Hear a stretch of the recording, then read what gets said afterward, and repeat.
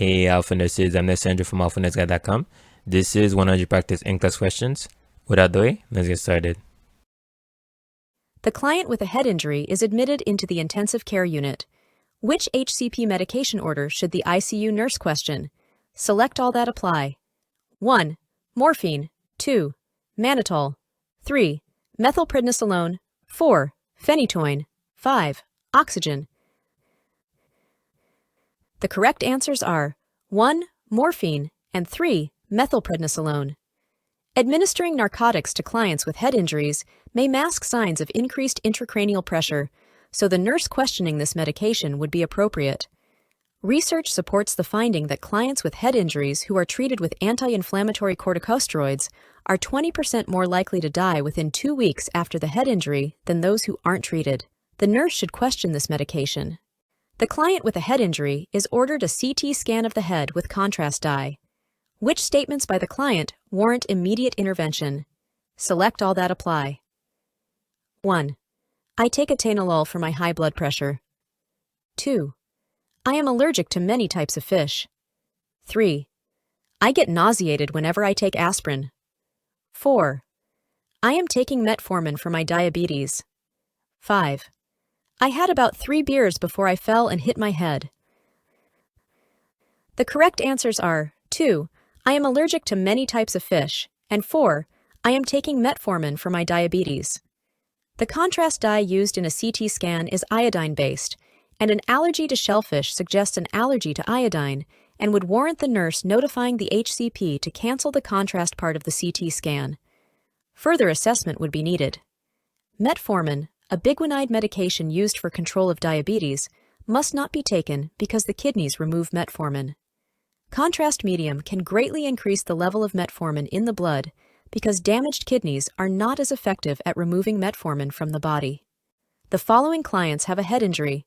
Which clients should the nurse question administering the medication mannitol? Select all that apply. 1. The 34-year-old client who is HIV positive. 2. The 84-year-old client who has glaucoma. 3. The 68-year-old client who has cor pulmonale. 4. The 16-year-old client who has cystic fibrosis. 5. The 58-year-old client with congestive heart failure. The correct answers are 3. The 68-year-old client who has cor pulmonale, and 5. The 58-year-old client with congestive heart failure. Cor pulmonale is right-sided heart failure, often secondary to chronic obstructive pulmonary disease. Because mannitol pulls fluid off the brain, it may lead to a circulatory overload, which the heart with right-sided failure could not handle. This client would need an order for a loop diuretic to prevent serious cardiac complications. Because the osmotic diuretic mannitol pulls fluid off the brain, it may lead to a circulatory overload, which the client in CHF could not handle. This client would need an order for a loop diuretic to prevent serious cardiac complications. The client with increased intracranial pressure is receiving mannitol. Which data would cause the nurse to hold the administration of this medication? 1. The serum osmolality is 330 milliosmoles per kilogram. 2. The urine osmolality is 550 milliosmoles per kilogram. 3. The blood urea nitrogen level is 8 milligrams per deciliter. 4. The creatinine level is 1.8 milligrams per deciliter. The correct answer is 1. The serum osmolality is 330 milliosmoles per kilogram. The normal serum osmolality is 275 to 300 milliosmoles per kilogram. The osmotic diuretic mannitol is held if the serum osmolality exceeds 310 to 320 milliosmoles per kilogram. The nurse is caring for the following clients. Which client would the nurse assess first after receiving the shift report? 1. The 22-year-old male client diagnosed with a concussion who is complaining someone is waking him up every 2 hours. 2. The 36-year-old female client admitted with complaints of left-sided weakness who is scheduled for a magnetic resonance imaging scan. 3. The 45-year-old client admitted with blunt trauma to the head after a motorcycle accident who has a Glasgow Coma Scale score of 6. 4. The 62-year-old client diagnosed with a cerebrovascular accident who has expressive aphasia. The correct answer is 3. The 45-year-old client admitted with blunt trauma to the head after a motorcycle accident who has a Glasgow Coma Scale score of 6. The Glasgow Coma Scale is used to determine a client's response to stimuli, eye-opening response, best verbal response, and best motor response, secondary to a neurological problem. Scores range from 3 to 15. Before we move on to the next question, the NCLEX Mastery Bundle is available. It includes over 100 animated review videos, hundreds of pages of notes, hundreds of case study questions, and over 1,000 NCLEX questions. Link is in the description, or you can get it at alphanurseguide.com. Back to the questions. The client diagnosed with a mild concussion is being discharged from the emergency department. Which discharge instruction should the nurse teach the client's significant other? 1. Awaken the client every 2 hours. 2. Monitor for increased intracranial pressure. 3. Observe frequently for hypervigilance. 4. Offer the client food every 3 to 4 hours. The correct answer is 1. Awaken the client every 2 hours. Awakening the client every 2 hours allows the identification of headache, dizziness, lethargy, irritability, and anxiety, all signs of post-concussion syndrome that would warrant the significant others taking the client back to the emergency department. For the child with hypoplastic left heart syndrome, which drug may be given to allow the patent ductus arteriosus to remain open until surgery? Blank. The correct answer is prostaglandin E. Prostaglandin E maintains ductal patency to promote blood flow until the Norwood procedure is begun. Consider the opposite of wanting to close the patent ductus arteriosus. The nurse is caring for a patient in labor at 39 weeks gestation and has identified mild variable fetal heart rate decelerations. Which action would the nurse take first? 1. Change the maternal position. 2. Notify the healthcare provider. 3. Prepare for delivery. 4. Readjust the fetal monitor. The correct answer is 1. Change the maternal position. The cause of variable fetal heart decelerations is compression of the umbilical cord, which can often be corrected by a change in maternal position. It is usually a benign condition and would not require the nurse to prepare for delivery or to notify the healthcare provider unless the variable decelerations are severe and persistent. Adjusting the fetal monitor may be needed after the change in maternal position, but would not directly address the variable decelerations. The nurse should teach the client with Graves' disease to prevent corneal irritation from mild exophthalmos by 1. Massaging the eyes at regular intervals. 2. Instilling an ophthalmic anesthetic as prescribed. 3. Wearing dark-colored glasses. 4. Covering both eyes with moistened gauze pads. The correct answer is 3. Wearing dark-colored glasses. Treatment of mild ophthalmopathy that may accompany thyrotoxicosis includes measures such as wearing sunglasses to protect the eyes from corneal irritation. Treatment of ophthalmopathy should be performed in consultation with an ophthalmologist. Massaging the eyes will not help to protect the cornea.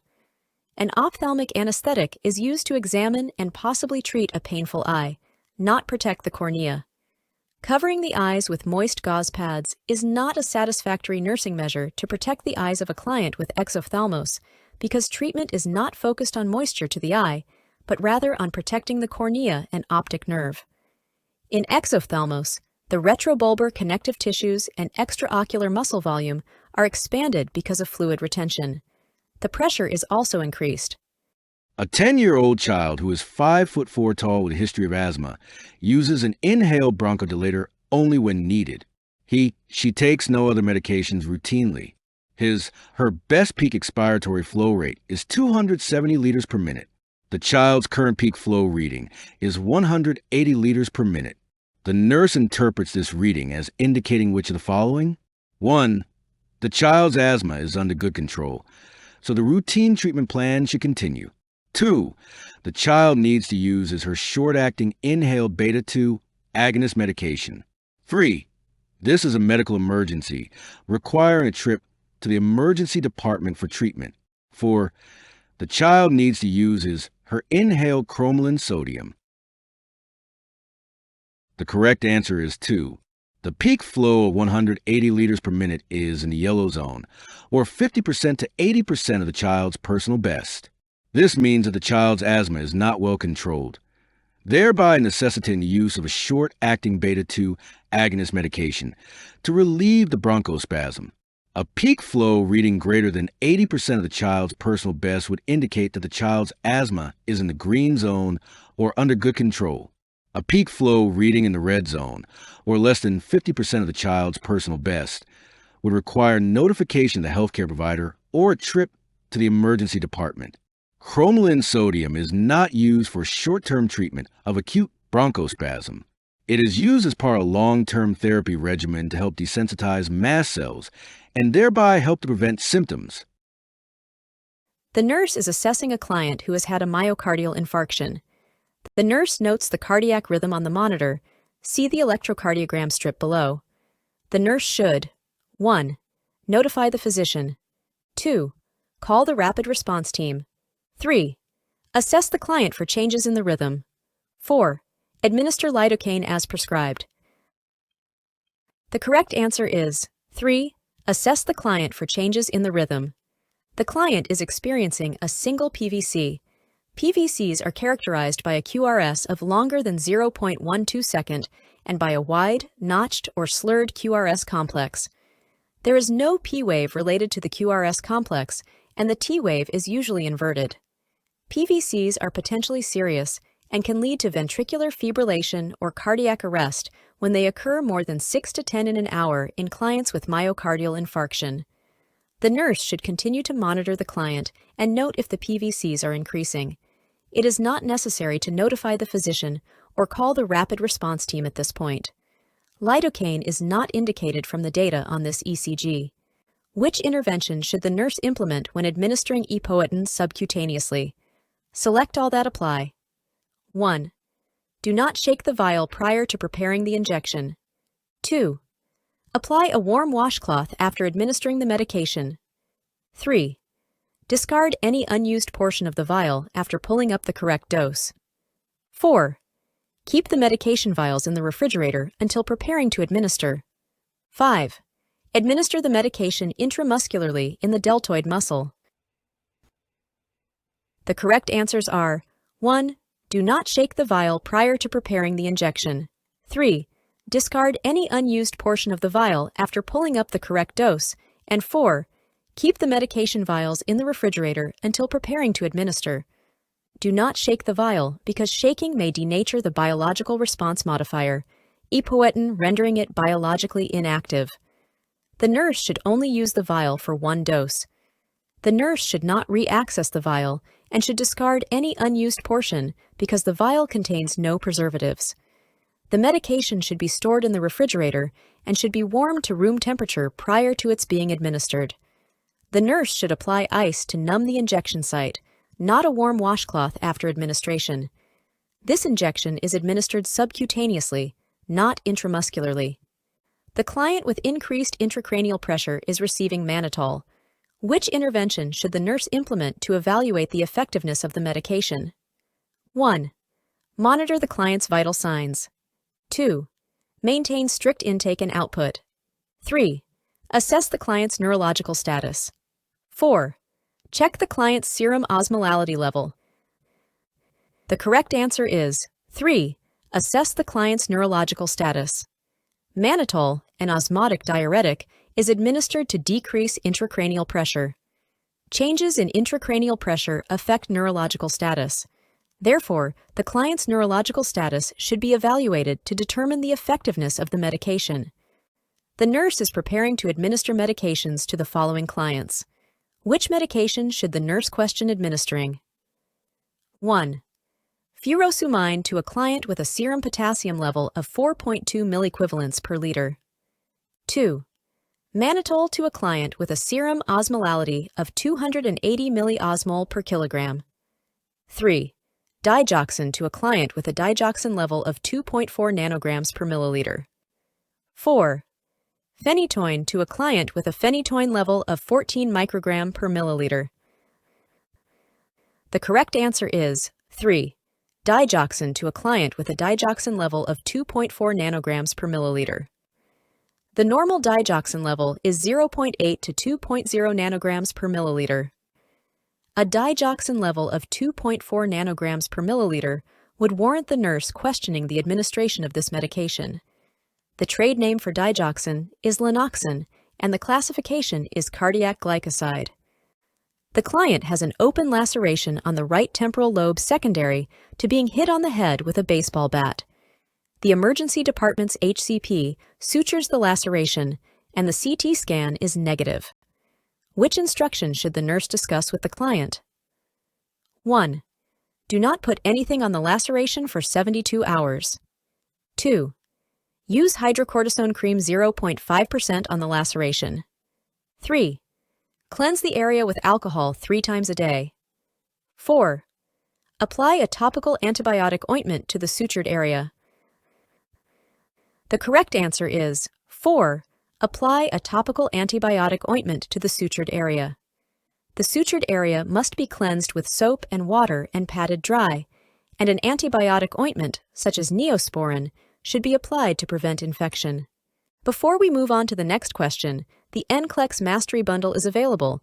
It includes over 100 animated review videos, hundreds of pages of notes, hundreds of case study questions, and over 1,000 NCLEX questions. Link is in the description, or you can get it at alphanurseguide.com. Back to the questions. Which discharge instructions should the emergency room nurse discuss with the client who has sustained a concussion? Select all that apply. 1. Do not drink any type of alcoholic beverage until allowed by the HCP. 2. Take 2 acetaminophen up to every 6 hours for a headache. 3. If experiencing a headache, take 1 hydrocodone every 8 hours. 4. It is all right to take a couple of aspirin if experiencing a headache. 5. Notify the HCP if the medication does not relieve your headache. The correct answers are 1. Do not drink any type of alcoholic beverage until allowed by the HCP. 2. Take 2 acetaminophen up to every 6 hours for a headache. And 5.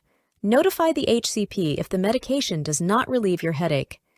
Traumatic brain injuries can impair many brain functions that can be significantly worsened by alcohol, so the client should not drink alcoholic beverages until allowed by the HCP. Acetaminophen, a non-narcotic analgesic, can be taken for a headache in a patient who has sustained a concussion. If acetaminophen does not relieve the client's headache, then the client should notify the HCP because this may indicate a worsening condition, such as increased intracranial pressure. The client with a head injury is experiencing increased intracranial pressure. The neurosurgeon prescribes mannitol. Which intervention should the nurse implement when administering this medication? 1.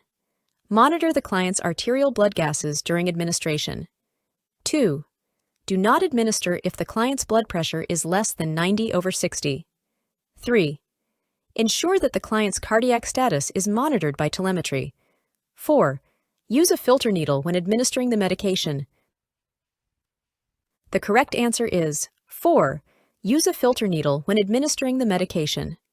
The nurse must use a filter needle when administering the osmotic diuretic mannitol because crystals may form in the solution and syringe and be inadvertently injected into the client if a filter needle is not used. The resident in a long-term care facility fell during the previous shift and has a laceration in the occipital area that has been closed with steri-strips. Which signs/symptoms would warrant transferring the resident to the emergency department? 1. A 4 centimeters area of bright red drainage on the dressing. 2. A weak pulse, shallow respirations, and cool, pale skin. 3. Pupils that are equal, react to light, and accommodate. 4. Complaints of a headache that resolves with medication. The correct answer is 2. A weak pulse, shallow respirations, and cool, pale skin. These signs, symptoms, weak pulse, shallow respirations, cool, pale skin, indicate increased intracranial pressure from cerebral edema secondary to the fall, and they require immediate attention. A client diagnosed with a subarachnoid hemorrhage has undergone a craniotomy for repair of a ruptured aneurysm. Which intervention will the intensive care nurse implement? 1. Administer a stool softener, BID. 2. Encourage the client to cough hourly. 3. Monitor neurological status every shift. 4. Maintain the dopamine drip to keep blood pressure at 160/90. The correct answer is 1. Administer a stool softener, BID. The client is at risk for increased intracranial pressure whenever performing the Valsalva maneuver, which will occur when straining during defecation. Therefore, stool softeners would be appropriate. A 16-year-old client is prescribed 10 milligrams of paroxetine at bedtime for major depression. The nurse should instruct the client and parents to monitor the client closely for which adverse effect: 1. Headache. 2. Nausea. 3. Fatigue. 4. Agitation. The correct answer is 4. Agitation. Rationale. The nurse closely monitors the client taking paroxetine for the development of agitation, which could lead to a self-deletion attempt. Headache, nausea, and fatigue are transient adverse effects of paroxetine. The nurse notices that a client's heart rate decreases from 63 to 50 beats per minute on the monitor. The nurse should first: 1. Administer atropine 0.5 milligrams IV push. 2. Auscultate for abnormal heart sounds. 3. Prepare for transcutaneous pacing. 4. Take the client's blood pressure. The correct answer is 4. Take the client's blood pressure. The nurse should first assess the client's tolerance to the drop in heart rate by checking the blood pressure and level of consciousness and determine if atropine is needed. If the client is symptomatic, atropine and transcutaneous pacing are interventions for symptomatic bradycardia. Once the client is stable, further physical assessments can be done. A client is scheduled for the insertion of an implantable cardioverter defibrillator, ICD. The spouse expresses anxiety about what would happen if the device discharges during physical contact. The nurse should tell the spouse: 1. Physical contact should be avoided whenever possible. 2. They will not feel the countershock. 3. The shock will be felt, but it would not cause any harm. 4. A warning device sound before countershock, so there is time to move away. The correct answer is 4. An implanted defibrillator always provides at least 3 beeps before delivering a countershock, and the nurse should tell the spouse to move away when they hear those beeps. The spouse can have physical contact with the client, but if the ICD were to discharge while the spouse had contact with the client, the spouse would feel the shock and could also be harmed. The spouse will feel the countershock if touching the client, and it would harm the spouse. Amoxicillin trihydrate 300 milligrams PO has been prescribed for a client with an oral infection. The medication is available in a liquid suspension that is available as 250 milligrams per 5 milliliters. How many milliliters should the nurse administer? Blank ml. The correct answer is 6 milliliters. The formula is 300 milligrams over X ml equal to 250 milligrams over 5 milliliters. You cross-multiply and get 250x equals to 1500. You divide by 250 on both sides, and you get 6 milliliters. Which client would the nurse identify as being most at risk for experiencing a CVA? 1. A 55-year-old African American male. 2. An 84-year-old Japanese female. 3.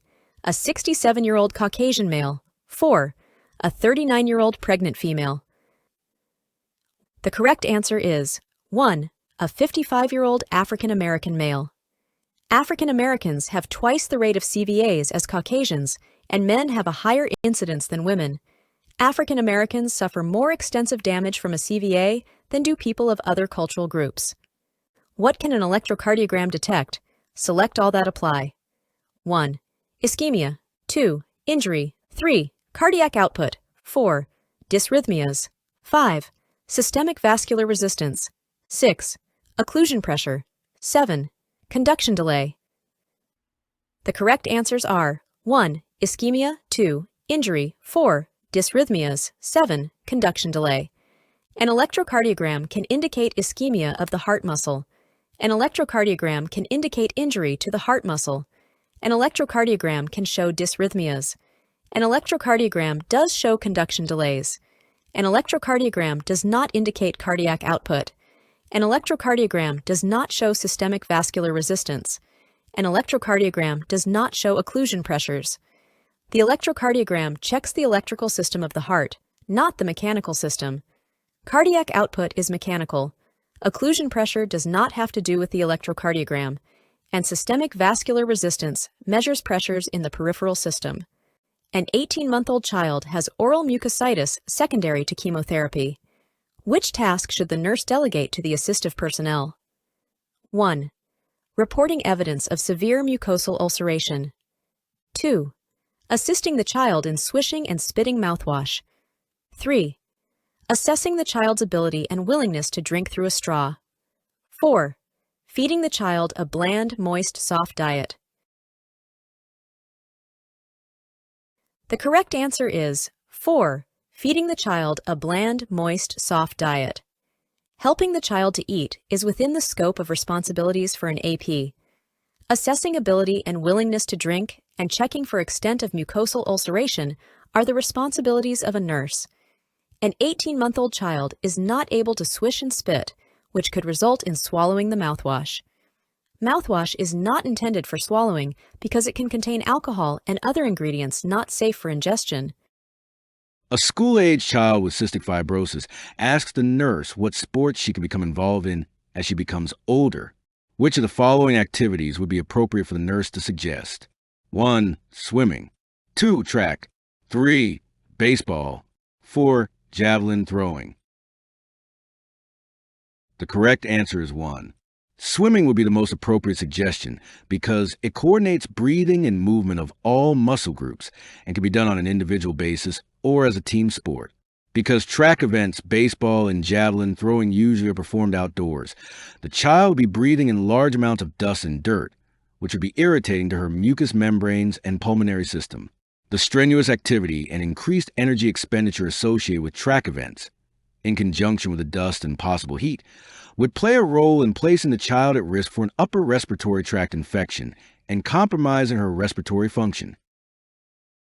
Which of the following, if described by the parents of a child with cystic fibrosis, indicates that the parents understand the underlying problem of the disease? 1. An abnormality in the body's mucus-secreting glands. 2. Formation of fibrous cysts in various body organs.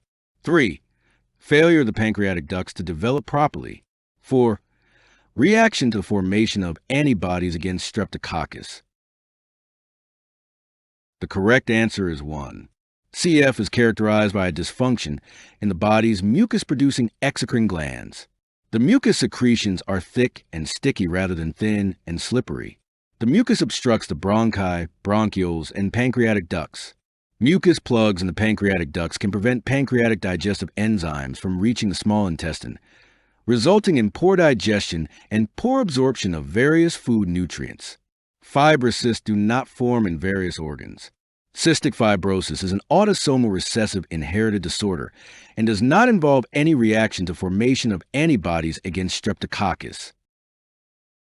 At a follow-up appointment after being hospitalized, an adolescent with a history of cystic fibrosis describes his stools to the nurse. Which of the following descriptions should the nurse interpret as indicative of continued problems with malabsorption? 1. Soft with little odor. 2. Large and foul-smelling. 3. Loose with bits of food. 4. Hard with streaks of blood. The correct answer is 2. In children with CF, poor digestion and absorption of foods, especially fats, results in frequent bowel movements that are bulky, large, and foul-smelling. The stools also contain abnormally large quantities of fat, which is called steatorrhea. An adolescent experiencing good control of the disease would describe soft stools with little odor. Stool described as loose with bits of food indicates diarrhea. Stool described as hard with streaks of blood may indicate constipation. When developing a plan of care for a child with cystic fibrosis who is scheduled to receive postural drainage, the nurse should anticipate performing postural drainage at which of the following times? 1. After meals. 2. Before meals. 3. After rest periods. 4. Before inhalation treatments. The correct answer is 2. Postural drainage, which aids in mobilizing the thick, tenacious secretions commonly associated with CF, is usually performed before meals to avoid the possibility of vomiting or regurgitating food. Although the child with CF needs frequent rest periods, this is not an important factor in scheduling postural drainage. However, the nurse would not want to interrupt the child's rest period to perform the treatment. Inhalation treatments are usually given before postural drainage to help loosen secretions. Before we move on to the next question, the NCLEX Mastery Bundle is available. It includes over 100 animated review videos, hundreds of pages of notes, hundreds of case study questions, and over 1,000 NCLEX questions. Link is in the description, or you can get it at alphanurseguide.com. Back to the questions. The nurse has been assigned to provide care for 4 clients. In what order should the nurse assess these clients? 1. A client awaiting surgery for a hiatal hernia repair at 11 a.m. 2. A client with suspected gastric cancer who is on nothing by mouth status for tests. 3. A client with peptic ulcer disease experiencing a sudden onset of acute stomach pain. 4. A client who is requesting pain medication 2 days after surgery to repair a fractured jaw. The correct order is 3, 4, 2, and 1. The client with peptic ulcer disease who is experiencing a sudden onset of acute stomach pain should be assessed first by the nurse. The sudden onset of stomach pain could be indicative of a perforated ulcer, which would require immediate medical attention. It is also important for the nurse to thoroughly assess the nature of the client's pain. The client with a fractured jaw is experiencing pain and should be assessed next. The nurse should then assess the client who is NPO for tests to ensure NPO status and comfort. Last, the nurse can assess the client before surgery. The 85-year-old client diagnosed with a stroke is complaining of a severe headache. Which intervention should the nurse implement first? 1. Administer a non-narcotic analgesic. 2. Prepare for stat magnetic resonance imaging. 3. Start an intravenous infusion with D5W at 100 milliliters per hour. 4. Complete a neurological assessment. The correct answer is 4. Complete a neurological assessment.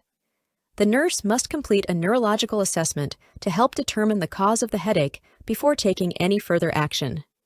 Which interventions decrease cardiac demands in an infant with congestive heart failure? Select all that apply. 1. Allow parents to hold and rock their child. 2. Feed only when the infant is crying. 3. Keep the child uncovered to promote low body temperature.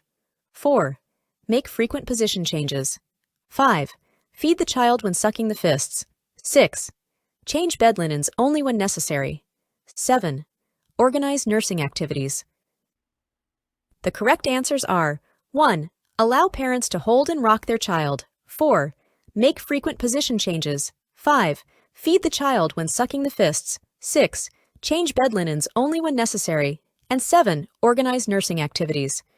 Rocking by the parents will comfort the infant and decrease demands. Frequent position changes will decrease the risk for infection by avoiding immobility with its potential for skin breakdown. An infant sucking the fists could indicate hunger. Change bed linens only when necessary to avoid disturbing the child. Organize nursing activities to avoid disturbing the child.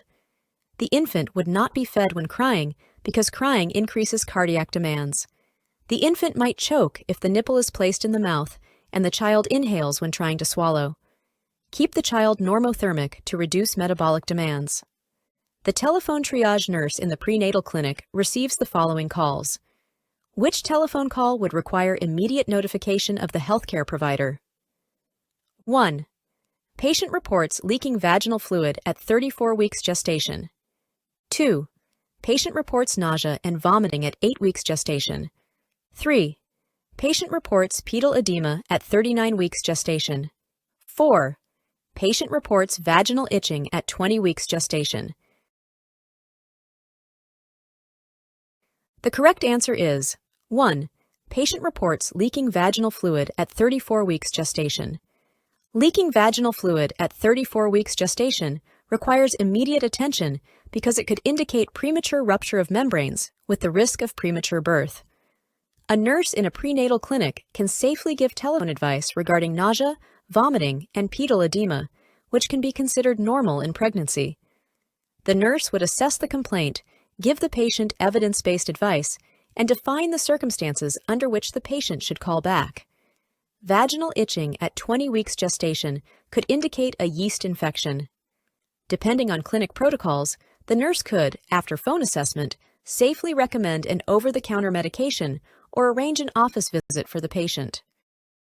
A client with thyrotoxicosis says to the nurse, "I am so irritable. I am having problems at work because I lose my temper very easily." Which of the following responses by the nurse would give the client the most accurate explanation of her behavior? 1. Your behavior is caused by temporary confusion brought on by your illness. 2. Your behavior is caused by the excess thyroid hormone in your system. 3. Your behavior is caused by your worrying about the seriousness of your illness. 4. Your behavior is caused by the stress of trying to manage a career and cope with illness. The correct answer is 2. Your behavior is caused by the excess thyroid hormone in your system. A typical sign of thyrotoxicosis is irritability caused by the high levels of circulating thyroid hormones in the body. This symptom decreases as the client responds to therapy. Thyrotoxicosis does not cause confusion. The client may be worried about her illness, and stress may influence her mood. However, irritability is a common symptom of thyrotoxicosis, and the client should be informed of that fact rather than blamed. When preparing the teaching plan for the mother of a child with asthma, which of the following should the nurse include as signs to alert the mother that her child is having an asthma attack? 1. Secretion of thin, copious mucus. 2. Tight, productive cough. 3. Wheezing on expiration. 4. Temperature of 99.4 degrees Fahrenheit. The correct answer is 3. The child who is experiencing an asthma attack typically demonstrates wheezing on expiration initially. This results from air moving through narrowed airways secondary to bronchoconstriction. The child's expiratory phase is normally longer than the inspiratory phase. Expiration is passive as the diaphragm relaxes. During an asthma attack, secretions are thick and are not usually expelled until bronchioles are more relaxed. At the beginning of an asthma attack, the cough will be tight, but not productive. Fever is not always present unless there is an infection that may have triggered the attack. A client is receiving an IV infusion of heparin sodium at 1,200 units per hour. The dilution is 25,000 units per 500 milliliters. How many milliliters per hour will this client receive? The correct answer is 24 milliliters per hour. To solve this problem, first, calculate how many units are in each milliliter of the medication. The questions gives us 25,000 units per 500 milliliters. 25,000 units divided by 500 equals to 50 units. 500 milliliters divided by 500 equals to 1 milliliter. So it's 50 units per 1 milliliter. Next, calculate how many milliliters the client receives per hour. Since the client is receiving 1,200 units per hour and there is 50 units per 1 milliliter, we divide 1,200 by 50, which equals to 24. So the client is receiving 24 milliliter per hour. Parents bring their child to the emergency department because the child has stopped breathing. A nurse obtains a brief history of events occurring before and after the parents found the infant not breathing. Which of the following questions should the nurse ask the parents first? 1. Was the infant sleeping while wrapped in a blanket? 2. Was the infant lying on his stomach? 3. What did the infant look like when you found him? 4. When had you last checked on the infant? The correct answer is 3. Because this is an especially disturbing and upsetting time for the parents, they must be approached in a sensitive manner. Asking what the infant looked like when found allows the parents to verbalize what they saw and felt, thereby helping to minimize their feelings of guilt without implying any blame, neglect, wrongdoing, or abuse. Asking if the child was wrapped in a blanket or lying on his stomach, or when the parents last checked on the infant, implies that the parents did something wrong or failed in their care of the infant, thus blaming them for the event. When explaining to parents how to reduce the risk of sudden infant death syndrome, the nurse should teach about which of the following measures. Select all that apply. 1. Maintain a smoke-free environment. 2. Use a wedge for sideline positions. 3. Breastfeed the baby. 4. Place the baby on his back to sleep. 5. Use bumper pads over the bed rails. 6. Have the baby sleep in the parent's bed. The correct answers are 1, 3, and 4. Exposure to environmental tobacco increases the risk for SIDS. Sleeping on the back and breastfeeding both decrease the risk of SIDS.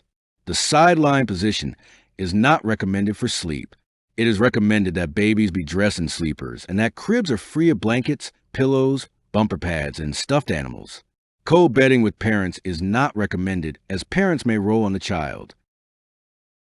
Which of the following outcome criteria would a nurse develop for a child with cystic fibrosis who has ineffective airway clearance related to increased pulmonary secretions and inability to expectorate? 1. Respiratory rate and rhythm within expected range. 2. Absence of chills and fever. 3. Ability to engage in age-related activities. 4. Ability to tolerate usual diet without vomiting. The correct answer is 1.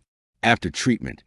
The client outcome would be that respiratory status would be within normal limits, as evidenced by a respiratory rate and rhythm within expected range.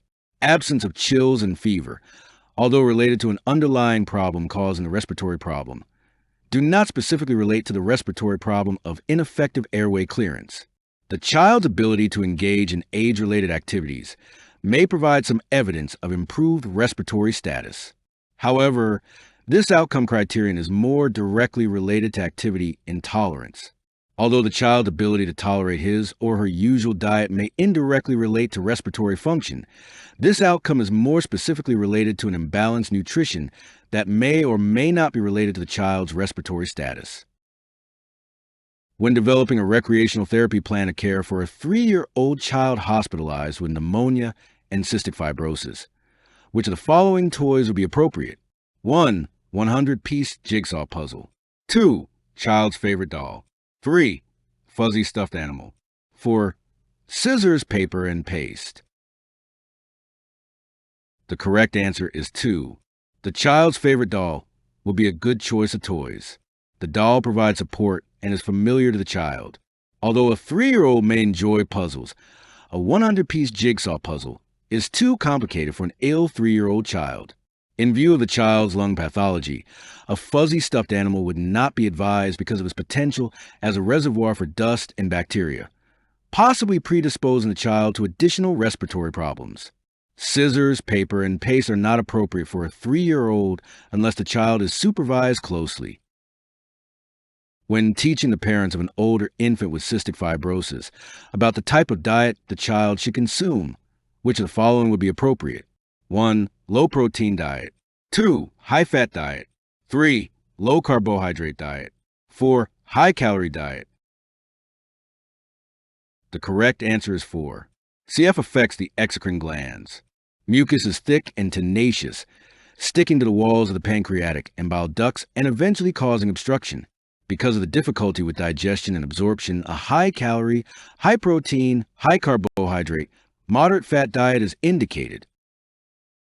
A child with cystic fibrosis is receiving gentamicin. Which of the following nursing actions is most important? 1. Monitoring intake and output. 2. Obtaining daily weights. 3. Monitoring the client for indications of constipation. 4. Obtaining stool samples for hemical testing. The correct answer is 1. Monitoring intake and output is the most important nursing action when administering an aminoglycoside, such as gentamicin, because a decrease in output is an early sign of renal damage. Daily weight monitoring is not indicated when the client is receiving an aminoglycoside. Constipation and bleeding are not adverse effects of aminoglycosides. The nurse measures the amount of bile drainage from a T-tube and records it by which one of the following methods? 1. Adding it to the client's urine output. 2. Charting it separately on the output record. 3. Adding it to the amount of wound drainage. 4. Subtracting it from the total intake for each day. The correct answer is 2. Charting it separately on the output record. T-tube bile drainage is recorded separately on the output record. Adding the T-tube drainage to the urine output or wound drainage makes it difficult to accurately determine the amounts of bile, urine, or drainage. The client's total intake will be incorrect if drainage is subtracted from it. The client diagnosed with chronic kidney disease on hemodialysis is prescribed lanthanum carbonate. Which interventions should the nurse discuss with the client? Select all that apply. 1. Chew the tablets completely before swallowing. 2. Monitor the dialysis graft for bleeding. 3. Take an over-the-counter proton pump inhibitor. 4. Check the radial pulse prior to taking the medication. 5. Take the medication with or right after meals. The correct answers are 1. Chew the tablets completely before swallowing, and 5. Take the medication with or right after meals. Lanthanum carbonate, an electrolyte and water balancing agent, should not be swallowed. The medication must be chewed for absorption in the intestines. Lanthanum carbonate should be taken with or right after meals. Lanthanum carbonate may cause graft occlusion, not bleeding.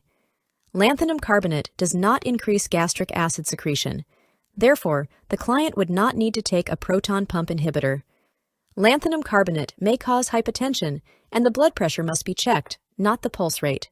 Before we move on to the next question, the NCLEX Mastery Bundle is available. It includes over 100 animated review videos, hundreds of pages of notes, hundreds of case study questions, and over 1,000 NCLEX questions. Link is in the description, or you can get it at alphanurseguide.com. Back to the questions. The nurse is reviewing the laboratory report with the client's lithium level taken that morning prior to administering the 5 p.m. dose of lithium. The lithium level is 1.8 milliequivalents per liter. The nurse should 1. Administer the 5 p.m. dose of lithium. 2. Hold the 5 p.m. dose of lithium. 3. Give the client 8 ounces of water with the lithium. 4. Give the lithium after the client's supper. The correct answer is 2. Hold the 5 p.m. dose of lithium. Rationale: the nurse should hold the 5 p.m. dose of lithium because a level of 1.8 milliequivalents per liter can cause adverse reactions, including diarrhea, vomiting, drowsiness, muscle weakness, and lack of coordination, which are early signs of lithium toxicity. The nurse should report the lithium level to the primary healthcare provider, including any symptoms of toxicity. Administering the 5 p.m. dose of lithium, giving the client the lithium with 8 ounces of water, or giving it after supper would result in an increase of the lithium level, thus increasing the risk of lithium toxicity. An older adult has chest pain and shortness of breath. The healthcare provider prescribes nitroglycerin tablets. What should the nurse instruct the client to do? 1. Put the tablet under the tongue until it is absorbed. 2. Swallow the tablet with 120 milliliter of water. 3. Chew the tablet until it is dissolved. 4. Place the tablet between the cheek and gums until it disappears. The correct answer is 1. Put the tablet under the tongue until it is absorbed. The client is having symptoms of a myocardial infarction. The first action is to prevent platelet formation and block prostaglandin synthesis. The client should place the tablet under the tongue and wait until it is absorbed. Nitroglycerin tablets are not effective if chewed, swallowed, or placed between the cheek and gums. When teaching a client about self-care following placement of a new permanent pacemaker to the left upper chest, the nurse should include which information? Select all that apply. 1. Take and record daily pulse rate. 2. Avoid air travel because of airport security alarms. 3. Immobilize the affected arm for 4 to 6 weeks. 4. Avoid using a microwave oven. 5. Avoid lifting anything heavier than 3 pounds. The correct answers are 1 and 5. The nurse must teach the client how to take, and record the pulse daily. The client should be instructed to avoid lifting the operative side arm above shoulder level for 1 week post-insertion. It takes up to 2 months for the incision site to heal and full range of motion to return. The client should avoid heavy lifting until approved by the physician. The pacemaker metal casing does not set off airport security alarms, so there are no travel restrictions. Prolonged immobilization is not required. Microwave ovens are safe to use and do not alter pacemaker function. Which of the following interventions is most appropriate for a client who has stomatitis? 1. Drinking hot tea at frequent intervals. 2. Gargling with antiseptic mouthwash. 3. Using an electric toothbrush. 4. Eating a soft, bland diet. The correct answer is 4. Clients with stomatitis have significant discomfort, which impacts their ability to eat and drink. They will be most comfortable eating soft, bland foods and avoiding temperature extremes in their food and liquids. Gargling with an antiseptic mouthwash will be irritating to the mucosa. Mouth care should include gentle brushing with a soft toothbrush and flossing. A 78-year-old client is admitted to the emergency department with numbness and weakness of the left arm and slurred speech. Which nursing intervention is priority? 1. Prepare to administer recombinant tissue plasminogen activator. 2. Discuss the precipitating factors that cause the symptoms. 3. Schedule for a stat computed tomography scan of the head. 4. Notify the speech pathologist for an emergency consult. The correct answer is 3. Schedule for a stat computed tomography scan of the head. A CT scan will determine if the client is having a stroke or has a brain tumor or another neurological disorder. If a CVA is diagnosed, the CT scan can determine if it is a hemorrhagic or ischemic accident and guide treatment. A client with acute pancreatitis has a blood pressure of 88/40, heart rate of 128 beats per minute, respirations of 28 breaths per minute, and Gray-Turner's sign. What action should the nurse perform first? 1. Assess the urine output. 2. Place an intravenous line. 3. Position on the left side. 4. Insert a nasogastric tube. The correct answer is 2. Place an intravenous line. Gray-Turner's sign is a bluish discoloration in the flank area caused by retroperitoneal bleeding. The vital signs are showing hemodynamic instability. IV access should be obtained to provide immediate volume replacement. The urine output will provide information on the fluid status.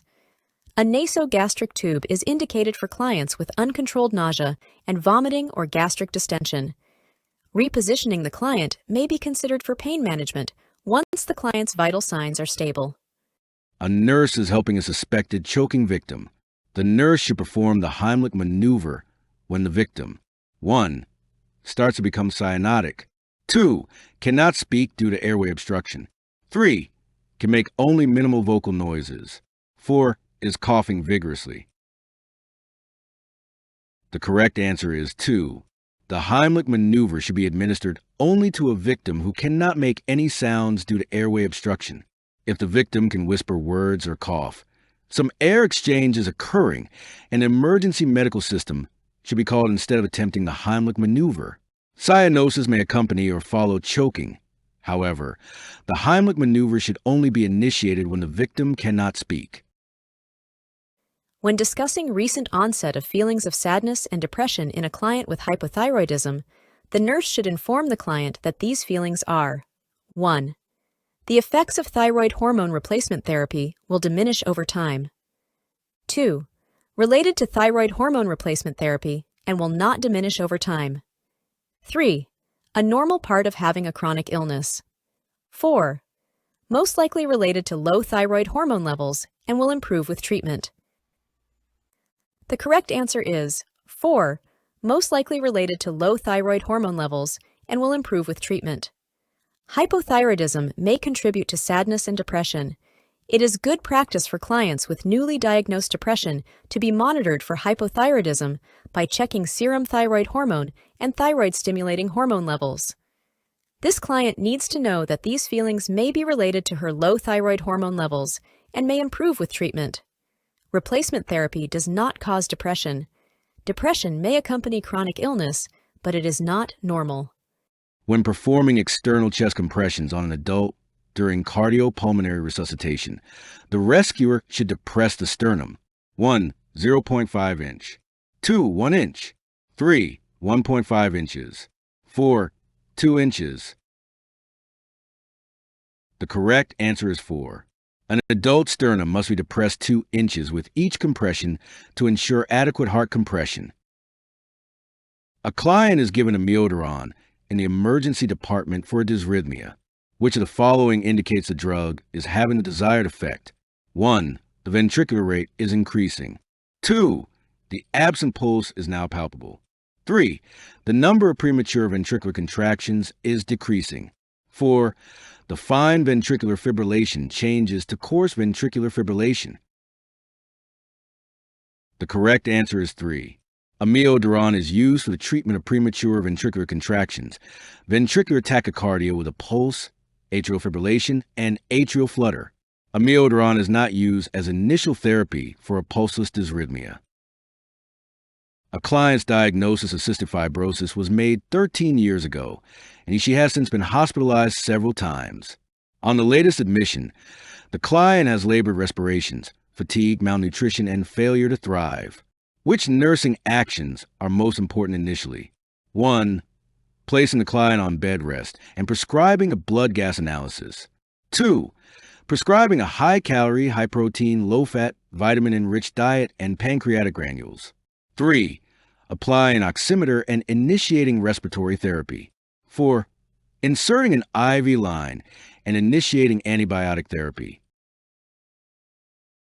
The correct answer is 3. Clients with cystic fibrosis commonly die from respiratory problems.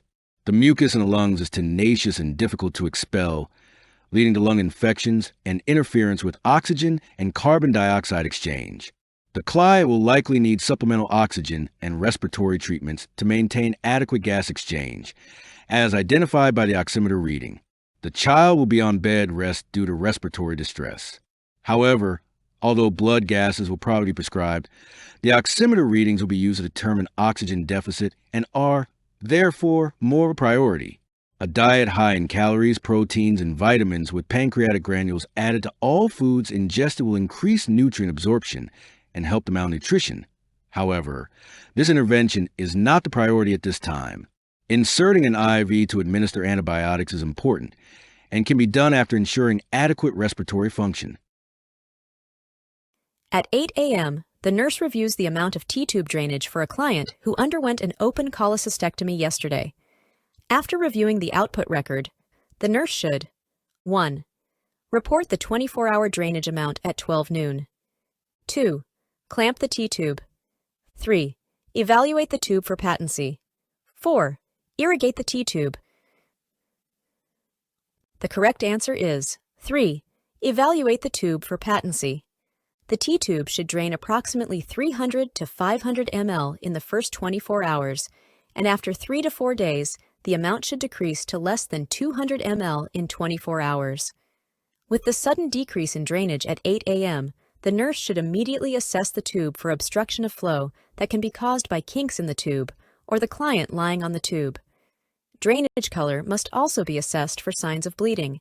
The tube should not be irrigated or clamped without a prescription. The client diagnosed with chronic kidney disease on hemodialysis is prescribed lanthanum carbonate. Which laboratory data indicates the medication is effective? 1. A decreased serum potassium level. 2. A normal serum sodium level. 3. A decreased serum blood urea nitrogen level. 4. A normal serum phosphorus level. The correct answer is 4. A normal serum phosphorus level. Lanthanum carbonate, an electrolyte and water balancing agent, decreases phosphate absorption in the intestines, and the phosphorus is excreted in the feces. A decreased potassium level indicates the dialysis is effective, but not that the medication is effective. This medication does not affect sodium level. A decreased BUN level indicates the dialysis is effective, but not the medication. The client is taking 50 milligrams of lamotrigine daily for bipolar depression. The client shows the nurse a rash on his arm. What should the nurse do? 1. Report the rash to the primary healthcare provider. 2. Explain that the rash is a temporary adverse effect. 3. Give the client an ice pack for his arm. 4. Question the client about recent sun exposure. The correct answer is 1. Report the rash to the primary healthcare provider. Rationale. The nurse should immediately report the rash to the primary healthcare provider because lamotrigine can cause Stevens-Johnson syndrome, a toxic epidermal necrolysis. The rash is not a temporary adverse effect. Giving the client an ice pack and questioning the client about recent sun exposure are irresponsible nursing actions because of the possible seriousness of the rash. A client is receiving an IV infusion of heparin sodium at 1,200 units per hour. The dilution is 25,000 units per 500 milliliters. How many milliliters per hour will this client receive? The correct answer is 24 milliliters per hour. To solve this problem, first, calculate how many units are in each milliliter of the medication. The questions gives us 25,000 units per 500 milliliters. 25,000 units divided by 500 equals to 50 units. 500 milliliters divided by 500 equals to 1 milliliter. So it's 50 units per 1 milliliter. Next, calculate how many milliliters the client receives per hour. Since the client is receiving 1,200 units per hour and there is 50 units per 1 milliliter, we divide 1,200 by 50, which equals to 24. So the client is receiving 24 milliliter per hour. Before we move on to the next question, the NCLEX Mastery Bundle is available. It includes over 100 animated review videos, hundreds of pages of notes, hundreds of case study questions, and over 1,000 NCLEX questions. Link is in the description, or you can get it at alphanurseguide.com. Back to the questions. When teaching the client about complications of atrial fibrillation, the nurse should instruct the client to avoid which of the following. 1. Stasis of blood in the atria. 2. Increased cardiac output. 3. Decreased pulse rate. 4. Elevated blood pressure. The correct answer is 1. Atrial fibrillation occurs when the sinoatrial node no longer functions as the heart's pacemaker, and impulses are initiated at sites within the atria. Because conduction through the atria is disturbed, atrial contractions are reduced and stasis of blood in the atria occurs, predisposing to emboli. Some estimates predict that 30% of clients with atrial fibrillation develop emboli. Atrial fibrillation is not associated with increased cardiac output, elevated blood pressure, or decreased pulse rate. Rather, it is associated with an increased pulse rate. A nurse is caring for a client who has just returned from surgery to treat a fractured mandible. Which of the following items should always be available at this client's bedside? Select all that apply. 1. Nasogastric tube. 2. Wire cutters. 3. Oxygen cannula. 4. Suction equipment. 5. Code cart. The correct answers are 2 and 4. Following surgery for a fractured mandible, the client's jaws will be wired. The nurse should be prepared to intervene quickly in case the client develops respiratory distress or begins to choke or vomit. Wire cutters or scissors should always be available in case the wires need to be cut in a medical emergency. Suction equipment should be available to help clear the client's airway if necessary. It is not necessary to keep a nasogastric tube or oxygen cannula at the client's bedside. Cardiopulmonary arrest is unlikely, so a code card is not needed at the bedside. The nurse is preparing to defibrillate a client on a cardiac monitor who is in ventricular fibrillation.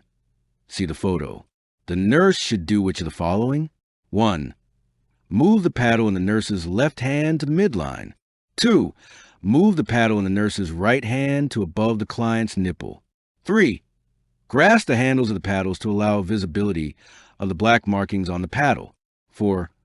After pressing the charge button and calling all clear, push the shock button. The correct answer is 4. The paddles are in the correct position. The nurse can push the shock button to defibrillate the client. When performing the Heimlich maneuver on a conscious adult victim, the rescuer delivers inward and upward thrusts specifically. 1. Above the umbilicus. 2. At the level of the xiphoid process. 3. Over the victim's mid-abdominal area. 4. Below the xiphoid process and above the umbilicus. The correct answer is 4. The thrust should be delivered below the xiphoid process, but above the umbilicus, to minimize the risk of internal injuries. The rapid response team has been called to manage an unwitnessed cardiac arrest in a client's hospital room. The estimated maximum time a person can be without cardiopulmonary function and still not experience permanent brain damage is 1 to 2 minutes, 2 4 to 6 minutes, 3 8 to 10 minutes, 4 12 to 15 minutes. The correct answer is 2. After a person is without cardiopulmonary function for 4 to 6 minutes, permanent brain damage is almost certain. To prevent permanent brain damage, it is important to begin CPR promptly after a cardiopulmonary arrest. If a client is receiving rescue breaths and the chest wall fails to rise during cardiopulmonary resuscitation, the rescuer should first 1. Try using a bag mask device. 2. Decrease the rate of compressions. 3. Intubate the client. 4. Reposition the airway. The correct answer is 4. If the chest wall is not rising with rescue breaths, the head should be repositioned first to ensure that the airway is adequately opened. A bag mask device allows for delivery of 100% oxygen, but is difficult to manage. If there's just one rescuer, ideally 2 persons are used to operate the bag mask device, one to maintain the seal and the other to provide the ventilations. Compression should be maintained at 100 per minute. During cardiopulmonary resuscitation, the xiphoid process at the lower end of the sternum should not be compressed when performing cardiac compressions. Which of the following organs will be most likely at risk for laceration by forceful compressions over the xiphoid process? 1. Lung. 2. Liver. 3. Stomach. 4. Diaphragm. The correct answer is 2. Because of its location near the xiphoid process, the liver is the organ most easily damaged from pressure exerted over the xiphoid process. During CPR, the pressure on the victim's chest wall should be sufficient to compress the heart, but not so great as to damage internal organs. Injury may result, however, even when CPR is performed properly. A client who has been given cardiopulmonary resuscitation is transported by ambulance to the hospital's emergency department, where the admitting nurse quickly assesses the client's condition. The most effective way to determine the effectiveness of CPR is noting whether the 1. Pulse rate is normal. 2. Pupils are reacting to light. 3. Mucous membranes are pink. 4. Systolic blood pressure is at least 80. The correct answer is 2. Pupillary reaction is the best indication of whether oxygenated blood has been reaching the client's brain. Pupils that remain widely dilated and do not react to light probably indicate that serious brain damage has occurred. The pulse rate may be normal, mucous membranes may still be pink, and systolic blood pressure may be 80 or higher, and serious brain damage may still have occurred.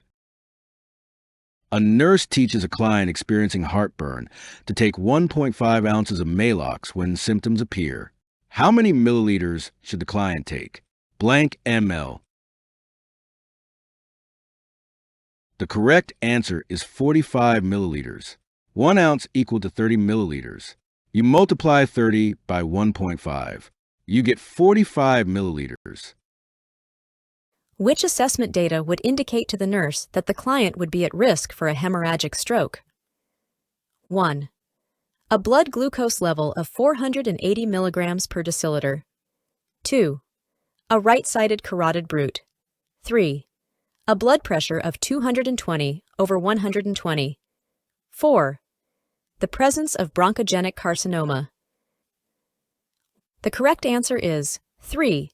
A blood pressure of 220 over 120.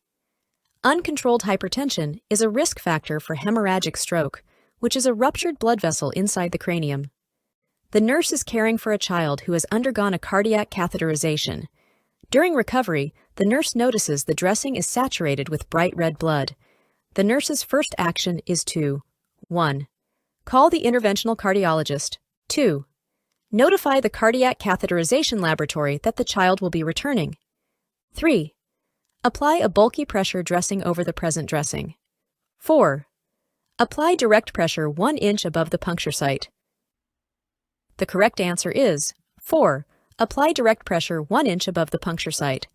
Applying direct pressure 1 inch above the puncture site will localize pressure over the vessel site.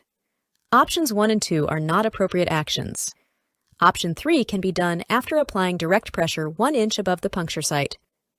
A 24-year-old Gravida 2, Para 1 woman is being admitted in active labor at 39 weeks gestation. Which prenatal data would be most important for the nurse to address at this time? 1. Hemoglobin level of 11 grams per deciliter at 28 weeks gestation. 2. Positive result on test for Group B streptococci at 36 weeks gestation. 3. Urinary tract infection with Escherichia coli treated at 20 weeks gestation. 4. Elevated level on glucose screening test at 28 weeks gestation, followed by normal 3-hour glucose tolerance test results at 29 weeks gestation. The correct answer is 2.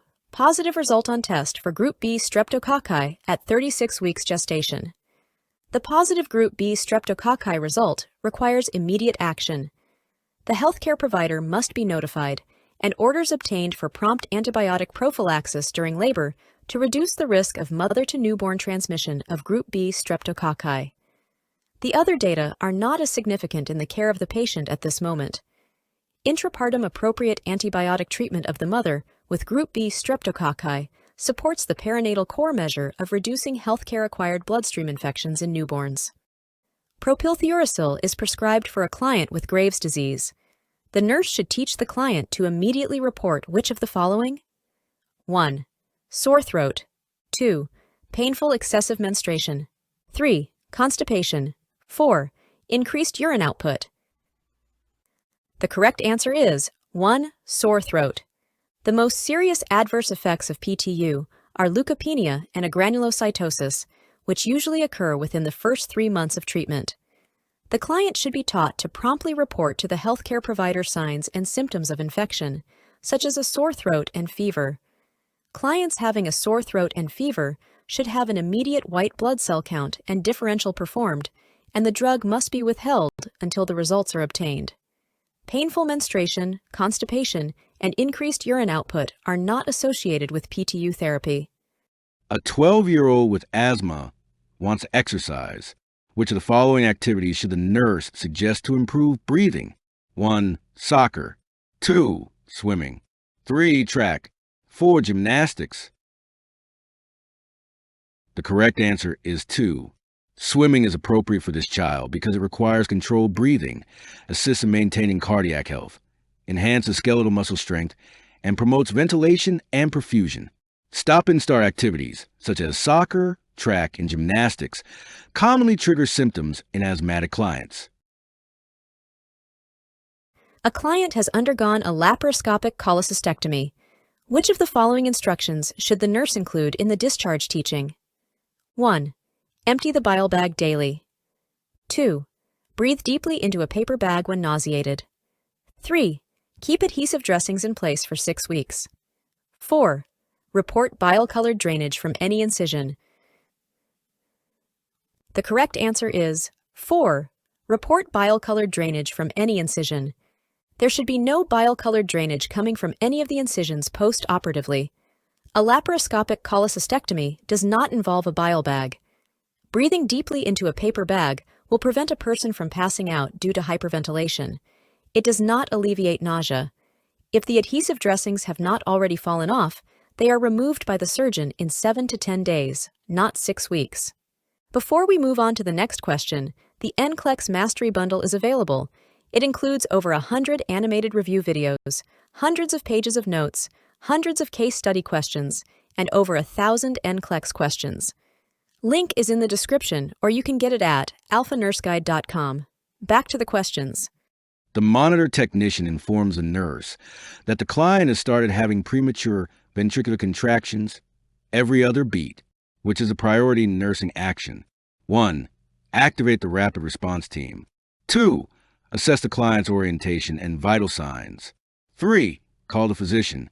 4. Administer a bolus of lidocaine. The correct answer is 2.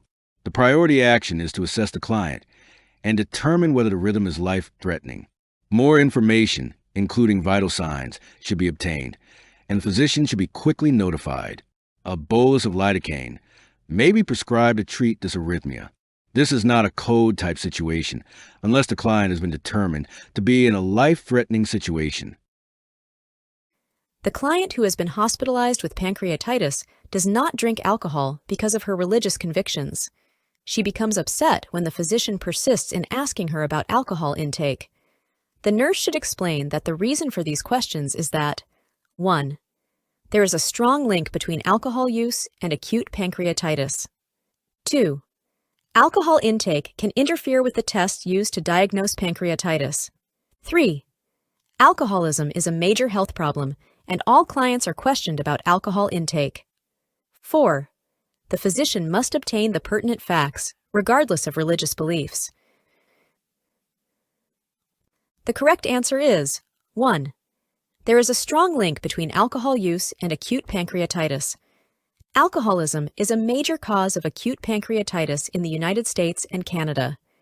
Because some clients are reluctant to discuss alcohol use, staff may inquire about it in several ways. Generally, alcohol intake does not interfere with the tests used to diagnose pancreatitis. Recent ingestion of large amounts of alcohol, however, may cause an increased serum amylase level. Large amounts of ethyl and methyl alcohol may produce an elevated urinary amylase concentration. All clients are asked about alcohol and drug use on hospital admission, but this information is especially pertinent for clients with pancreatitis. Physicians do need to seek facts, but this can be done while respecting the client's religious beliefs. Respecting religious beliefs is important in providing holistic client care. After a client who has had a laparoscopic cholecystectomy receives discharge instructions, which of the following client statements would indicate that the teaching has been successful? Select all that apply. 1. I can resume my normal diet when I want. 2. I need to avoid driving for about 4 weeks. 3. I may experience some pain in my right shoulder. 4. I should spend 2 to 3 days in bed before resuming activity. 5. I can take a shower 2 days later. The correct answers are 1. I can resume my normal diet when I want. 3. I may experience some pain in my right shoulder. And 5. I can take a shower 2 days later. Following a laparoscopic cholecystectomy, the client can resume a normal diet as tolerated. The client may experience right shoulder pain from the gas that was used to inflate the abdomen during surgery. The puncture site should be cleansed daily with mild soap and water.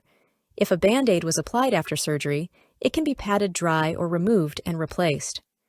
Driving can usually be resumed in 3 to 4 days following surgery, and there is no need for the client to maintain bed rest in the days following surgery. Light exercise such as walking can be resumed immediately. A client undergoes a laparoscopic cholecystectomy. Which of the following dietary instructions should the nurse give the client immediately after surgery? 1. You cannot eat or drink anything for 24 hours. 2. You may resume your normal diet the day after your surgery. 3.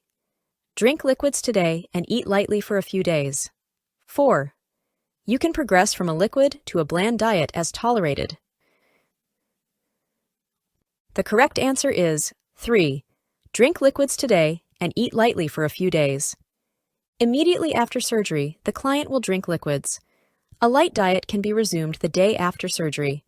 There is no need for the client to remain on nothing by mouth status after surgery because peristaltic bowel activity should not be affected. The client will probably not be able to tolerate a full meal comfortably the day after surgery. There is no need for the client to stay on a bland diet after a laparoscopic cholecystectomy. The client should, however, avoid excessive fats. A client with cholecystitis continues to have severe right upper quadrant pain. The nurse obtains the following vital signs: temperature 38.4 degrees Celsius, pulse 114, respirations 22, blood pressure 142/90. Using the S-bar technique for communication, the nurse recommends to the primary care provider for the client to receive 1. Hydromorphone IV, 2. Dultiazem PO, 3.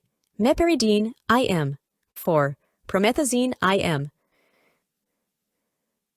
The correct answer is 1. Hydromorphone IV. Hydromorphone should be considered for pain management. It should be administered intravenously for rapid action to address the severe pain the client is experiencing. Intramuscular injections are painful and slower acting. Since meperidine's toxic metabolite can cause seizures, it is no longer the treatment choice for pain. Dultiazem, a calcium channel blocker, is not indicated. Elevation of heart rate and blood pressure is likely due to pain and fever. Promethazine is used to treat nausea. The nurse is caring for a client who had an open cholecystectomy 24 hours ago.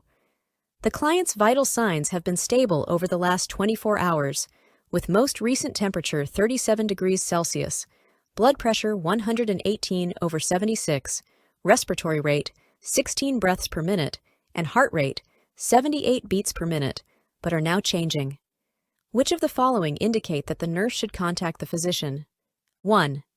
Temperature 38.8 degrees Celsius, blood pressure 140/86, heart rate 94 beats per minute, respiratory rate 24 breaths per minute. 2. Temperature 38.2 degrees Celsius, blood pressure 118/68, heart rate 84 beats per minute, respiratory rate 20 breaths per minute. 3. Temperature 37.5 degrees Celsius, blood pressure 126/80, heart rate 58 beats per minute, respiratory rate 16 breaths per minute. 4.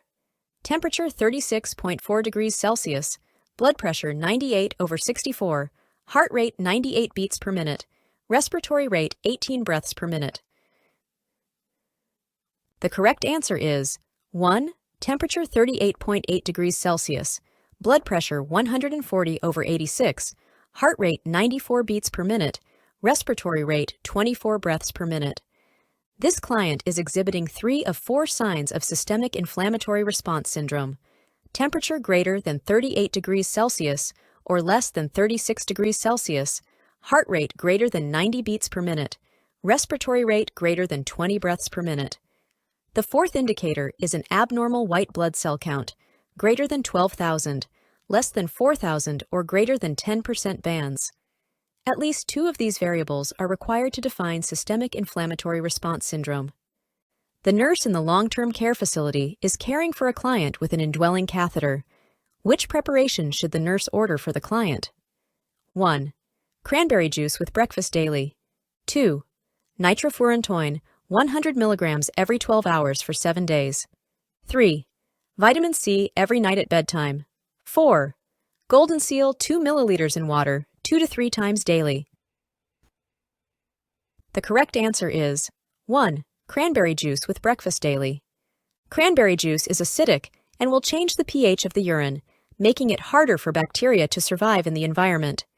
It can be used prophylactically to prevent UTIs. It does not treat an infection. The nurse can arrange with the dietitian to include this in the client's dietary plan. Nitrofurantoin, a sulfa drug, is a prescription medication that is used to treat chronic UTIs, but the nurse could not order this medication. In a long-term care facility, over-the-counter vitamin C would require an HCP order. Golden Seal is an herb used for UTIs, but in a long-term care facility, it would require an HCP order. A nurse is conducting a psychoeducational group for family members of clients hospitalized with depression. Which family member's statement indicates a need for additional teaching? 1. My husband will slowly feel better as his medicine takes effect over the next 2 to 4 weeks. 2. My wife will need to take her antidepressant medicine and go to group to stay well. 3. My son will only need to attend outpatient appointments when he starts to feel depressed again. 4. My mother might need help with grocery shopping, cooking, and cleaning for a while. The correct answer is 3. My son will only need to attend outpatient appointments when he starts to feel depressed again. Rationale. Additional teaching is needed for the family member who states her son will only need to attend outpatient appointments when he starts to feel depressed again. Compliance with medication and outpatient follow-up are key in preventing relapse and rehospitalization.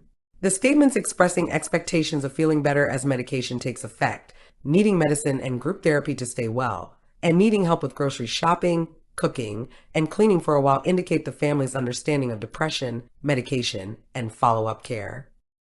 The nurse has completed an assessment of a client with a decreased cardiac output. Which findings should receive the highest priority? 1. BP 110/62, atrial fibrillation with heart rate 82, bibasilar crackles. 2. Confusion, urine output 15 milliliter over the last 2 hours, orthopnea. 3. Oxygen saturation 92% on 2 liters via nasal cannula, respirations 20, 1 plus edema of lower extremities. 4. Weight gain of 1 kilogram in 3 days, BP 130/80, mild dyspnea with exercise. The correct answer is 2. Confusion, urine output 15 milliliter over the last 2 hours, orthopnea. A low urine output and confusion are signs of decreased tissue perfusion. Orthopnea is a sign of left-sided heart failure. Crackles, edema, and weight gain should be monitored closely, but the levels are not as high a priority. With atrial fibrillation, there is a loss of atrial kick, but the blood pressure and heart rate are stable. A client has been admitted to the coronary care unit. The nurse observes third-degree heart block at a rate of 35 beats per minute on the client's cardiac monitor. The client has a blood pressure of 90/60. The nurse should take which of the following actions first? 1. Prepare for transcutaneous pacing. 2. Prepare to defibrillate the client at 200 joules. 3. Administer an IV lidocaine infusion. 4. Schedule the operating room for insertion of a permanent pacemaker. The correct answer is 1. Transcutaneous pacemaker therapy provides an adequate heart rate to a client in an emergency situation. Defibrillation and a lidocaine infusion are not indicated for the treatment of third-degree heart block. Transcutaneous pacing is used temporarily until a transvenous or permanent pacemaker can be inserted. A client who has a history of a mitral valve prolapse is scheduled to get her teeth cleaned. Which of the following replies by the nurse is most appropriate? 1.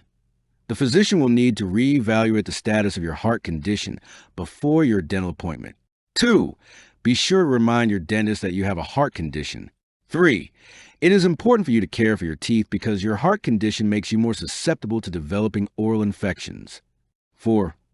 We will prescribe a prophylactic antibiotic for you to take before getting your teeth cleaned. The correct answer is 4. Clients who are at risk for developing infective endocarditis due to cardiac conditions such as mitral valve prolapse must take prophylactic antibiotics before any dental procedure that may cause bleeding. The client is not more susceptible to developing oral infections. Rather, the client is more susceptible to developing endocarditis that results from oral bacteria that enter the circulation during the dental procedure. The physician does not necessarily need to reevaluate the heart condition of a client who is stable, but antibiotics must be prescribed. It is not enough to simply remind the dentist about the heart condition. The nurse is assessing a client experiencing motor loss as a result of a left-sided cerebrovascular accident. Which clinical manifestations would the nurse document? 1. Hemiparesis of the client's left arm and apraxia. 2. Paralysis of the right side of the body and ataxia. 3. Homonymous hemianopsia and diplopia. 4. Impulsive behavior and hostility toward family. The correct answer is 2. Paralysis of the right side of the body and ataxia. The most common motor dysfunction of a CVA is paralysis of one side of the body, hemiplegia. In this case, with a left-sided CVA, the paralysis would affect the right side. Ataxia is an impaired ability to coordinate movement. A client is admitted with acute necrotizing pancreatitis. Lab results have been obtained, and a peripheral IV has been inserted. Which of the following prescriptions from a healthcare provider should the nurse question? 1. Infuse a 500 ml normal saline bolus. 2. Calcium gluconate 90 mg in 100 ml normal saline. 3. Total parenteral nutrition at 72 ml per hour. 4. Placement of a Foley catheter. The correct answer is 3. Total parenteral nutrition at 72 ml per hour. Clients with acute necrotizing pancreatitis should remain nothing by mouth with early enteral feeding via the jejunum to maintain bowel integrity and immune function. TPN is considered if enteral feedings are contraindicated. Access is also needed for TPN, preferably via a central line. Hemodynamic instability can result from fluid volume loss and bleeding and requires fluid and electrolyte replacement. Fat necrosis occurring with acute pancreatitis can cause hypocalcemia requiring calcium replacement. A Foley catheter provides accurate output assessment to monitor for prerenal acute renal failure that can occur from hypovolemia. The nurse monitors the client with pancreatitis for early signs of shock. Which of the following conditions is primarily responsible for making it difficult to manage shock in pancreatitis? 1. Severity of intestinal hemorrhage. 2. Vasodilating effects of kinin peptides. 3. Tendency toward heart failure. 4. Frequent incidence of acute tubular necrosis. The correct answer is 2. Vasodilating effects of kinin peptides. Life-threatening shock is a potential complication of pancreatitis. Kinin peptides activated by the trapped trypsin cause vasodilation and increased capillary permeability. These effects exacerbate shock and are not easily reversed with pharmacologic agents such as vasopressors. Hemorrhage may occur into the pancreas, but not in the intestines. Systemic complications include pulmonary complications, but not heart failure or acute tubular necrosis. A client has been admitted to the medical surgical unit following an emergency cholecystectomy. There is a Jackson-Pratt drain with a portable suction unit attached. After 4 hours, the drainage unit is full. The nurse should do which of the following? 1. Notify the surgeon. 2. Remove the drain and suction unit. 3. Check the dressing for bleeding. 4. Empty the drainage unit. The correct answer is 4. Empty the drainage unit. Portable suction units should be emptied and drained every shift or when full. It is normal for the unit to fill within the first hours after surgery. The nurse does not need to contact the surgeon. There should not be bleeding on the dressing if the drainage system is emptied when full. The drain should not be removed until prescribed by the physician.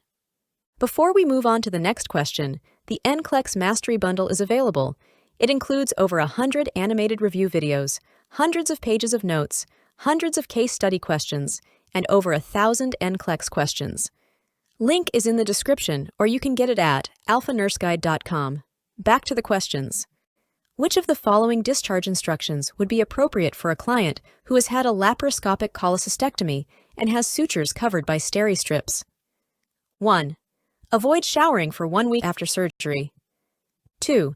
Return to work within 1 week. 3. Leave steri-strips in place until you see the surgeon at the post-operative visit. 4. Use acetaminophen to control any fever. The correct answer is 3. Leave steri-strips in place until you see the surgeon at the post-operative visit. After a laparoscopic cholecystectomy, when there are sutures covered by a dressing or steri-strips, the client should not remove dressings from the puncture sites, but should wait until visiting the surgeon. The client may shower 48 hours after surgery. A client can return to work within 1 week, but only if approved by the surgeon and no strenuous activity is involved. The client should report any fever, which could be an indication of a complication. The nurse prepares to administer promethazine 35 mg IM as prescribed PRN for a client with cholecystitis who has nausea. The ampule label reads that the medication is available in 25 mg per ml. How many milliliters should the nurse administer? To solve this problem, you set up the formula as 35 mg over X equals to 25 mg over 1 milliliter. You cross-multiply 35 times 1 and X times 25. You get 25x equals to 35. You divide 25 on both sides, and you get x equals to 1.4 milliliters. After a cholecystectomy, the client is to follow a low-fat diet. Which of the following foods would be most appropriate to include in a low-fat diet? 1. Cheese omelet. 2. Peanut butter. 3. Ham salad sandwich. 4. Roast beef. The correct answer is 4. Roast beef. Lean meats, such as beef, lamb, veal, and well-trimmed lean ham and pork, are low in fat. Rice, pasta, and vegetables are low in fat when not served with butter, cream, or sauces. Fruits are low in fat. The amount of fat allowed in a client's diet after a cholecystectomy will depend on the client's ability to tolerate fat. Typically, the client does not require a special diet, but is encouraged to avoid excessive fat intake. A cheese omelet and peanut butter have high fat content. Ham salad is high in fat from the fat in salad dressing. The male client is admitted to the medical floor with a diagnosis of pyelonephritis. Which intervention should the nurse implement first? 1. Initiate IV access with a 20-gauge catheter. 2. Administer the IV antibiotic within 2 hours of admission. 3. Obtain a urine specimen for culture and sensitivity. 4. Notify the dietary department to order the client a regular diet. The correct answer is 3. Obtain a urine specimen for culture and sensitivity. The nurse should obtain a clean voided midstream specimen for culture and sensitivity before initiating the antibiotics. This is the first intervention to implement. The IV is important to initiate therapy, but the nurse should obtain a clean voided midstream urine for culture and sensitivity before initiating the treatment. If the culture is not obtained prior to initiating the antibiotic, the results of the laboratory test will be skewed. A diet order is not a priority over getting the treatment started. UTIs in males are difficult to treat and can be life-threatening. Indomethacin may be given to close which congenital heart defect in newborns? Blank. The correct answer is patent ductus arteriosus. Prostaglandins allow the duct to remain open. Thus, a prostaglandin inhibitor, such as indomethacin or ibuprofen, can help close the duct. The nurse identified late fetal heart decelerations and decreased variability in the fetal heart rate of a woman in active labor and notified the healthcare provider on call, who advised the nurse that the pattern is acceptable. What would be the priority action at this time? 1. Advise the patient that a different HCP will be called because the first HCP's response was not adequate. 2. Discuss the concerns with another labor and delivery nurse. 3. Document the conversation with the HCP accurately, including the HCP's interpretation and recommendation, and continue close observation of the fetal heart rate. 4. Go up the chain of command and communicate the assessment of the fetal heart rate findings clearly to the next appropriate person per unit protocol. The correct answer is 4. Go up the chain of command and communicate the assessment of the fetal heart rate findings clearly to the next appropriate person per unit protocol. The nurse must follow through on the findings of a non-reassuring fetal heart rate. When patient safety is concerned, the nurse is obligated to pursue an appropriate response. Documenting the conversation with the HCP and discussing it with a colleague are appropriate, but something must be done to address the immediate safety concern and possible need for intervention at this time. The nurse must persist until the safety concern has been addressed appropriately. The nurse is evaluating a client with hyperthyroidism who is taking propylthuracil 100 mg per day in 3 divided doses for maintenance therapy. Which of the following statements from the client indicates the desired outcome of the drug? 1. I have excess energy throughout the day. 2. I am able to sleep and rest at night. 3. I have lost weight since taking this medication. 4. I do perspire throughout the entire day. The correct answer is 2. I am able to sleep and rest at night. PTU is a prototype of thioamide antithyroid drugs. It inhibits production of thyroid hormones and peripheral conversion of T4 to the more active T3. A client taking this anti-thyroid drug should be able to sleep and rest well at night, since the level of thyroid hormones is reduced in the blood.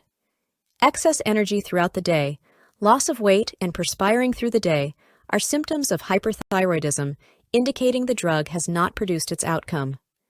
Which assessment findings should lead the nurse to suspect that a toddler is experiencing respiratory distress? Select all that apply. 1. Coughing. 2. Respiratory rate of 35 breaths per minute. 3. Heart rate of 95 beats per minute. 4. Restlessness. 5. Malaise. 6. Diaphoresis. The correct answers are 1, 2, 4, 6. Coughing, especially at night and in the absence of an infection, is a common symptom of asthma. Early signs of respiratory distress include restlessness, tachypnea, tachycardia, and diaphoresis. Other signs also include hypertension, nasal flaring, grunting, wheezing, and intercostal retractions. A heart rate of 95 beats per minute is normal for a toddler. Malaise typically does not indicate respiratory distress. A 40-year-old client is admitted to the hospital with a diagnosis of acute cholecystitis. The nurse should contact the physician to question which of the following prescriptions. 1. IV fluid therapy of normal saline solution to be infused at 100 ml per hour until further prescriptions. 2. Administer morphine sulfate 10 mg IM every 4 hours as needed for severe abdominal pain. 3. Nothing by mouth until further prescriptions. 4. Insert a nasogastric tube and connect to low intermittent suction. The correct answer is 2. Administer morphine sulfate 10 mg IM every 4 hours as needed for severe abdominal pain. A nurse should question the prescription for morphine sulfate because it is believed to cause biliary spasm.